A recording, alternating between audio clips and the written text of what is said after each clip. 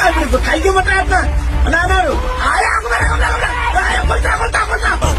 ஐயோ பார்த்துட்டு எங்க அண்ணனை பார்த்துட்டு. ஹலோ கைஸ், நம்ம இதில் என்ன பார்க்க போகிறோம்னா தளபதி 16 official first look and second look வந்துச்சு. அது ஒன் லாஸ்ட் டைம் சொல்லியிருந்தாங்களே. ஸோ அந்த first look and second look கூட ஒரு ஒப்பீனியன் ஷேரிங் வீடியோ அண்ட் தாண்டி அது திருப்பி நிறைய ரிவ்யூ இருக்குது. அதை பற்றி பேச போகிறோம். அண்ட் நிறைய அப்டேட்ஸ் அண்ட் ரூமர்ஸ் கிடச்சிருக்கு. முக்கியமாக ஸ்டோரி அப்டேட் கிடச்சிருக்கு. ஸோ அந்த ஸ்டோரி அப்டேட் வச்சு இது உண்மையிலுமே பகவந்த் கேஸோட ரீமேக்கே இல்லை அப்படிங்கிறத அனலைஸ் பண்ண போகிறோம். ஸோ ஸ்கிப் பண்ணாமல் ஃபுல்லாக பாருங்கள். This is lazy river. Welcome to my YouTube channel.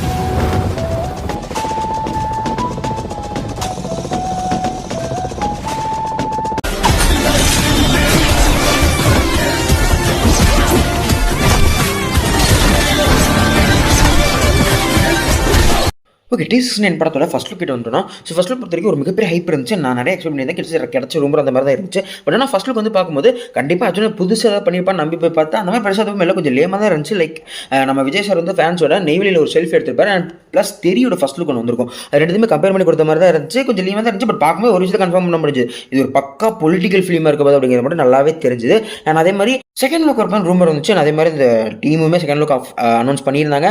And அதில் ரூமர் சொல்லி இருந்துச்சுன்னா ஒரு ஆர்மி பேக்ட்ராப்போட நிறைய கன்ஸ் வச்சு தான் அந்த செகண்ட் லுக் இருக்கும் அப்படிங்கிற மாதிரி அடிச்சு நிறைய பேர் சொல்லிட்டு இருந்தான். ஆனால் படம் வந்ததுக்கப்புறம் அப்படிலாம் எதுவுமே கிடையாது. லைக் இந்த செகண்ட் லுக் வந்து கொஞ்சம் டிஃப்ரெண்டாக இருந்துச்சு. அண்ட் எதிர்பார்க்காத ஒரு கிராஸ் ஓவர் இருந்துச்சு. தட்ஸ் தான் நான் ஆணையிட்டான்னு சொல்லி எம்ஜிஆரோட ஒரு ரெஃபரன்ஸ் இருந்துச்சு. ஸோ எம்ஜிஆரோட அந்த ரெஃபரன்ஸ் உண்மையுமே எனக்கு ரொம்பவுமே ஷாக்கிங்காக தான் வந்துருந்துச்சு. முக்கியமாக நான் ஆணையிட்டான்னு டேக் போடுறது மட்டும் இல்லாமல் விஜய் சாரோட கையில் ஒரு ஷார்ட்டையும் இருந்துச்சு இல்லையா. ஸோ அதெல்லாம் பார்க்கும்போது அப்படியே எம்ஜிஆர் சாரோட ரெஃபரன்ஸ் எடுத்து வச்ச மாதிரி தான் எனக்கு கண்டிப்பாக ஃபீல் ஆச்சு. ஸோ இப்போ பர்ஃபெக்ட்லி கன்ஃபார்மே பண்ணிடலாம் இது ஒரு பக்கா பொலிட்டிக்கல் ட்ராமா ஃபிலிம் அண்ட் ஒரு ஆழமான கருத்துள்ள ஃபிலிமாகவும் இருக்கும் அப்படிங்கிறது. அண்ட் அதே மாதிரி நான் ஆணையிட்டேன்னு பார்த்ததுக்கப்புறம் யாருக்கு என்ன தோணுச்சு இல்லை, எனக்கு கண்டிப்பாக விஷயம் தோணுச்சு.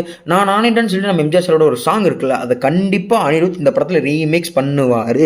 அதுக்கு நான் கண்டிப்பாக வெயிட் பண்ணிட்டு இருக்கேன். இந்த படத்தோட டைட்டில் கிட்ட வந்துட்டோம்னா ஜனநாயகன் அப்படின்னு சொல்லி டைட்டில் வச்சிருக்காங்க. ஸோ அந்த டைட்டில் வந்து கண்டிப்பாக யாருமே எக்ஸ்பிளைன் பண்ண ஒரு டைட்டில். பிகாஸ் ரூமர்ஸ் வந்து நாளைய தீர்ப்பு எங்கேருந்து ஆரம்பிச்சதோ அங்கே தான் முடிய போகுது அப்படிங்கிற ஒரு டைட்டில் நாளைய தீர்ப்புன்னு வச்சிருக்க மாதிரி சொன்னாங்க. பட் அப்படிலாம் எதுவும் இல்லாமல் ஜனநாயகன் அப்படின்னு ஒரு டைட்டில் வச்சுருந்துருக்காங்க. அதான் நான் சொன்னேன், திரும்ப எல்லாமே அந்த பொலிட்டிக்கல் விதமாக தான் போயிட்டுருக்கு. அதே சமயத்தில் இந்த ஜனநாயகங்கிற டைட்டில் பற்றி நான் சொல்லும்போது வந்து இந்த அந்தளவுக்கு கேட்சியாக இருக்கா, ரொம்ப ஆர்வத்தை தூண்டுது அப்படின்னு கேட்டிங்கன்னா லைக் கேட்சியாக இருக்குது. பட் ஆனால் அந்த அளவுக்கு ஆர்வத்தை தூண்டுற மாதிரியும் கொஞ்சம் எஃபெக்டாகவும் இல்லை அப்படிங்கிற மாதிரி சொல்லலாம். But coming to this first look, second look, title இந்த மூணுமே லைக் சின்ன மிக்ஸ்டு டிரெக்ஷன் இல்லை, சின்ன ஒரு டிசப்பாயின்மெண்ட் கண்டிப்பாக கொடுக்கலாம். பட் அச்சுனத்தை பொறுத்த வரைக்கும் ஒரு படமாக பார்க்கும்போது இந்த ஃபர்ஸ்ட் லுக் வரக்கூடிய சீன்ஸ்லாம் அப்படியே படத்தில் இருக்கும்போது கண்டிப்பாக அதுக்கான மொமெண்டம் வேறு மாதிரி இருக்கும். அண்ட் அந்த டைட்டில் கண்டிப்பாக அந்த பண்ண ஜஸ்டிஃபை பண்ணும், அவரோட கதையில் கண்டிப்பாக ஜஸ்டிஃபிகேஷன் இருக்கும் அப்படின்னு சொல்லி நான் நம்புகிறேன். ஸோ அதை பொறுத்த வரைக்கும் எனக்கு ஜனநாயகன் அப்படிங்கிற டைட்டில் உண்மையுமே ரொம்பவுமே பிடிச்சிருக்கு. அண்ட் ஒரு புது டேக்லைனாகவும் அது எனக்கு ஃபீல் ஆகுது.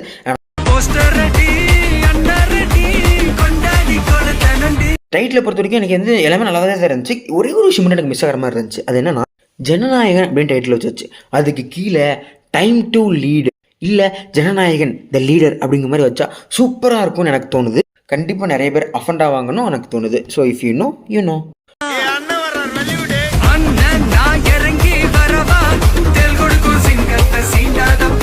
ஸோ அதான் நான் சொன்னது தான். இந்த first look and second look and title பொறுத்த வரைக்குமே எனக்கு உண்மையாக நல்லா தான் ஃபீல் ஆகுது. லைக் ஸ்லைட் டிசப்பாயின்மெண்ட் இருந்தாலும் உண்மையாக எனக்கு பெர்ஃபெக்டாக ஃபீல் ஆகுது. பட் ஸ்டில் இதை படமாக பார்க்கும்போது இன்னும் பெட்டராக செம்ம ஜஸ்டிஃபிகேஷன் இருக்குன்னு சொல்லி நான் கண்டிப்பாக நம்பிட்டு தான் இருக்கேன். அண்ட் அதே மாதிரி கமிங் டு சில ரூமர்ஸ் அண்ட் தியரிஸ் நிறைய கிடச்சிருக்கு. முக்கியமாக சொல்லணும்னா இந்த படம் வந்து இந்த பகவந்த் கேஸோட ரீமேக்னு சொல்லுவாங்க இல்லையா. ஸோ அது இல்லையா இல்லைங்க எது பின்னாடி வருவோம். So coming to the story line, இது வந்து ஒரு பொலிட்டிக்கல் ட்ராமான்னு சொல்கிறாங்க. இது ஒரு பொலிட்டிக்கல் ட்ராமா மட்டுமே இருக்கிறதுக்கு வாய்ப்பு ரொம்ப ரொம்ப கம்மி. பிகாஸ் இது ஒரு ஆர்மி பேக்ட்ராப் இருக்கக்கூடிய ஒரு ஃபிலிம். அதுக்கு நடுவில் அது பொலிட்டிக்கலில் கலந்து ஒரு ஆர்மி ப்ளஸ் பொலிட்டிக்கல் ட்ராமா ஃபிலிமாக இருக்கும் அப்படிங்கிற மாதிரி சொல்லியிருக்காங்க. இதை கொஞ்சம் புதுசாக இருக்குது. இது எந்த விதமாக எக்ஸிக்யூட் பண்ண போகிறாங்கன்னு எனக்கு சத்தியமாக தெரியல. பகவந்த் கேசரியோட ரீமேக் கதைக்குள்ள வந்துட்டோம்னா லைக் இந்த ரீமேக் ரைட்ஸ் கேவின் ப்ரொடக்ஷன் வாங்கியிருக்காங்க அப்படிங்கிற மாதிரி சொல்கிறாங்க. அங்கிருந்து எல்லாருமே ஆரம்பிச்சது. பட் இந்த படத்தை பற்றி நிறைய ஸ்கூப்பர்ஸ் இன்சைட் சொல்ல என்ன விஷயங்கள் என்ன சொல்கிறாங்கன்னா இது கம்ப்ளீட் ரீமேக் இருக்கிற வாய்ப்புகள் ரொம்ப ரொம்ப கம்மியாக, அது இருக்கிறதுக்கான வாய்ப்புகள் சுத்தமாக கிடையாது. பட் ஆனால் இதில் சின்ன சின்ன ரெஃபரன்ஸ் அண்ட் சின்ன கான்ஃப்ளிக்ட் அது வந்து இன்ஸ்பயர் ஆகிருக்கலாம் அப்படிங்கிற மாதிரி சொல்கிறாங்க. லிட்டரலி நம்ம மமிதா பஜியோட கேரக்டர் இல்லையா, ஸோ அது வந்து ஸ்ரீலீலாவோட கேரக்டர் இருக்கலாம், அண்ட் டிஜேவோட கேரக்டர் இல்லையா. ஸோ அந்த கேரக்டர் மேபி வில்லனோட பையனாக ஒரு கேரக்டர் வந்திருப்போம், அவனாக இருக்கலாம். இல்லை இந்த படத்துலேயே வந்து நம்ம மமிதா பஜியோட ஜோடியாவோ இல்லை ஃப்ளாஷ்பேக் சீக்வன்ஸில் வந்து பகவந்த் கேஸில் சில கேரக்டர்ஸ் வந்துருக்கும், அதில் ஏதாவது கேரக்டர்ஸாக இருக்கலாம் அப்படிங்கிற மாதிரி சொல்கிறாங்க. Coming to the story reference, so இந்த சின்ன இன்ஸ்பிரேஷன் ஆன்லைன் சொல்கிறாங்களா, அது என்னன்னு கேட்டிங்கன்னா பகவந்த் கேசரி படத்தில் வந்து வில்லனுக்கு ஒரு ஆன்லைன் இருந்திருக்கும். ப்ராஜெக்ட் வீண் அவன் பண்ண போகிறான் அப்படிங்கிற மாதிரி சொல்லியிருப்பாங்க. ப்ராஜெக்ட் என்னெல்லாம் சொல்லியிருக்க மாட்டாங்க, அது பண்ண அந்த ஸ்டேட்டே என் கையில், நான் கவர்மெண்ட்டே ஆட்டி படைப்பேன் அப்படிங்கிற மாதிரி சொல்லி சுற்றிட்டு இருந்திருப்பான். அதுக்கு நிறைய பொலிட்டிஷியன் சப்போர்ட்டாக இருப்பாங்க, சில நல்ல பொலிட்டிஷியன் எதிர்த்து இருப்பாங்க. ஸோ இந்த ஒரு ஆன்லைன் கான்ஃப்ளிக்ட் இருக்கு இல்லையா, ஸோ இதை அப்படியே இன்ஸ்பயர் பண்ணி நம்ம அந்த படத்தில் யூஸ் பண்ணலாம் அப்படிங்கிற மாதிரி சொல்கிறாங்க. லைக் இந்த ஒன்லைன் இன்ஸ்பிரேஷன் அண்ட் சில சீக்வன்ஸோட ஒரு சாயல் இந்த படத்தில் இருக்குது அப்படிங்கிறதுனால பின்னாடி எந்த ஒரு பிரச்சனையும் வந்துடக்கூடாதுங்கிற ரீசனுக்காக இந்த ரைட்ஸை வாங்கின மாதிரி சொல்கிறாங்க.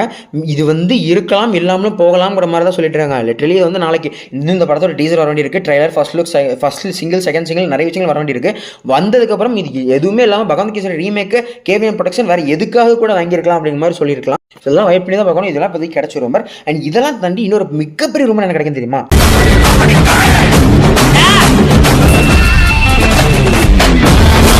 அது இந்த படத்தோட ரிலீஸ் டேட்டை பொறுத்து தான். இந்த படத்தோட ரிலீஸ் டேட்டை பொறுத்த வரைக்கும் இது வந்து அக்டோபர் 2025 ரிலீஸ் ஆக போகுதுன்னு சொல்லி அஃபிஷியலாக ஃபர்ஸ்ட் அனௌன்ஸ்மெண்ட் போஸ்ட்லேயே விட்டுருந்தாங்க.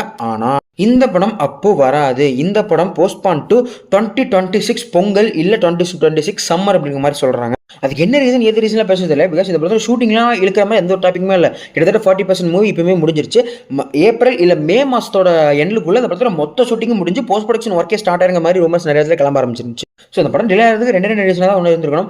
ஒன்று முக்கியமான ரீசன், அடுத்த வருஷம் தான் எலெக்ஷன் வருது. இது ஒரு பொலிட்டிக்கல் ட்ராமாவாக இருக்கக்கூடிய சமயத்தில் மக்கள் மனசில் இந்த படத்தை கண்டிப்பாக கொண்டு போய் நிச்சயத்துன்னு சொன்னாலும் எலெக்ஷன் சமயத்தில் அந்த படத்தை ரிலீஸ் பண்ணுற வாய்ப்புகள் அதிகமாக இருக்குது. அதுக்கு மேபி அடுத்த வருஷத்தோட பொங்கல் இல்லை அடுத்த வருஷம் புத்தாண்டு வரும் தெரியுமா, அந்த சமயத்தில் ரிலீஸ் பண்ணுற வாய்ப்புகள் ரொம்ப ரொம்ப அதிகமாக இருக்குது. ஒரு ஃபேன் ரீசன் அண்ட் இது ஒரு ஸ்டூபிடான ரீசன் அப்படிங்கிற மாதிரி சொல்லலாம். ரிலீஸ் வாய்ப்பே இல்லை.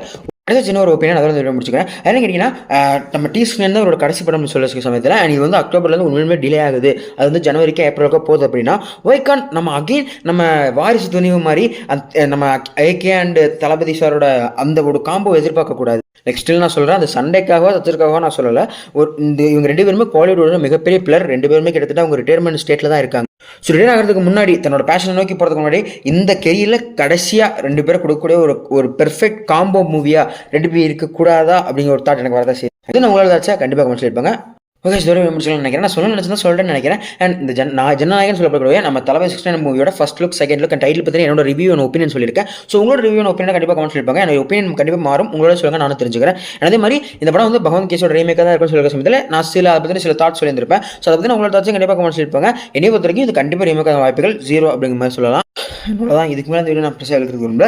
வழக்கமாக சொல்கிறது தான். இந்த வீடியோ தப்பு கண்டிப்பாக கமெண்ட் சொல்லியிருப்பாங்க. அண்ட் இதில் ஃப்ளாஸ் இருந்தால் அதையுமே கண்டிப்பாக கமெண்ட் சொல்லியிருப்பாங்க. ஏன்னா அந்த கமெண்ட்ஸ் தான் அந்த வீடியோ நான் திருத்தி ட்ரை பண்ணிட்டு இருக்கேன். நான் வழக்கமாக எப்பயுமே சொல்கிறது தான். இதே மாதிரி டிஸ்கவுண்ட் சந்திக்கிறேன். லேசி ரிவர்ஸ் அனி ஆஃப்டர் பாய்.